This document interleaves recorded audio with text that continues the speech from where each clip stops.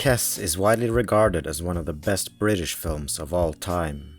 The scene that sticks out to many when they watch the film is often the football scene where Billy Casper and the other boys are harassed by an abusive, childish teacher. But when I think of Kes, there's one other scene that I find even more intriguing, and that's the one where Billy takes his English teacher into his shed to show him the kestrel. Not only is it a moment where Billy seems to experience a rare, true connection to another human being, but it's also a perfect display of how subtext reveals the theme of a film. Now, in case you don't know what subtext means, let's just lay that out first. Subtext, simply put, is a deeper meaning hidden beneath the actual dialogue or images of a film. A character might be talking about one thing explicitly, but the words of the writer might also be communicating something else implicitly. In order to find the subtext of the shed scene with Billy and his English teacher, let's watch it once to remind ourselves of what's being said explicitly first. You know, there's something weird about it when it's flying. Yeah, what's that box that best flies there is? No, I didn't mean that. I mean, when it's flying, there's something about it makes you feel strange. Is it because everything goes quiet? That's it, aye. Other folks have noticed that too, sir. I know a family who says it's the same with owls. You know, when they get his mice in his yard at night.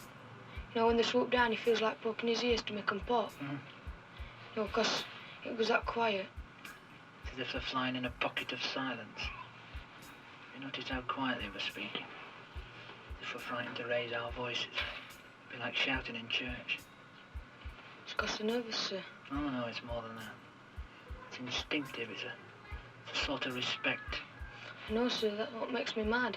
You know, when I take her for walks, somebody comes up to me saying, "Look, it's Billy Casper, he's a pet hawk." I could shout at him, sir, "It ain't a pet." Or if somebody comes up to me and says, "Is it tame? Is it tame?" Hawks, I can't be tamed. They're manned. It's wild and it's fierce and it's not bothered about anybody. Not bothered about me, right? That's what makes it great. A lot of people wouldn't understand that. They'd like their pets to be fussed. I'm not bothered about that. I just wanted for her looks and to fly her. They can keep the talking budgies. They're not compared with her. Okay, so that's what's on the surface. Before we dive into the subtext, let's refresh our memory on what happens in the film up until this point as well. Billy is a working-class 15-year-old from South Yorkshire. He lives with his mother and older brother. He's physically abused both at home and at school, where fellow students and teachers try to beat him into submission and obedience. But one day, he catches a kestrel and then teaches himself how to train it by stealing a book from the library. Training Kes becomes a kind of safe haven from the abuse he suffers. In my opinion, it also feels like their bond establishes a parallel between Billy and the bird. It's telling us that Billy is a bit like Kes, and that Kes is a bit like him, even though they're human and animal. Now, if there is a link intended between what happens to Billy and to Kes, it might have been fair to criticize Billy for trying to tame a wild animal, just like his family and the school is trying to tame him. This is in fact one of the things his English teacher questions Billy on when they discuss the kestrel here. But isn't it cruel to keep it in a shed? I mean, wouldn't it be happier flying free? Don't keep it in shed all the time, sir. Fly it every day. Doesn't it fly away? I thought they were wild birds. Of course it don't fly away, sir. Trained it. But later, as we just heard in the shed scene, Billy shows a remarkable understanding of his relationship with the bird. It's clear he's learnt something he's not been taught in school, as the teacher acknowledges here.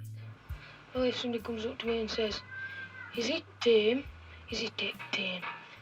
Hawks, I can't be tamed. They're manned. It's wild and it's fierce and it's not bothered about anybody. Not bothered about me, right? That's what makes it great. A lot of people wouldn't understand that. They'd like their pets to be fussed. In my view, Billy's reflections on the difference between taming and manning makes this the key scene in the film, pointing us to Kes's central theme. It feels as if the film is suggesting that Billy too, just like Kes, should be manned and not tamed. So what could manning mean when we're talking about a human being? Most importantly, it might be about acknowledging that some kids, some personalities, simply aren't suited to life in school. Certainly not to a school system where everyone abuses you and where you're channeled into becoming a coal mine worker like Billy's brother. Manning, instead of taming, also means no physical punishments. When Kes flies freely, without a leash, the relationship is one that's based on trust and a mutual respect. Training Kes is not built on the threat of something physical, as it is with circus animals, for example. Notably, respect was one of the things the English teachers spoke of too. You notice how quietly we're speaking? If we're frightened to raise our voices, it'd be like shouting in church. It's 'cause they're nervous, sir. Oh no, it's more than that. It's instinctive, it's a sort of respect. Respect is clearly an ingredient lacking in Billy's life in how others interact with him. The English teacher himself is a rare exception.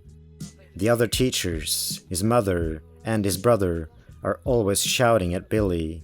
He could certainly do with better listeners, with people who, out of respect, lower their voices around him, giving him a chance to speak. Both the classroom scene and the shed scene especially have shown us that Billy is definitely worth listening to. Well done, Billy. Big round of applause.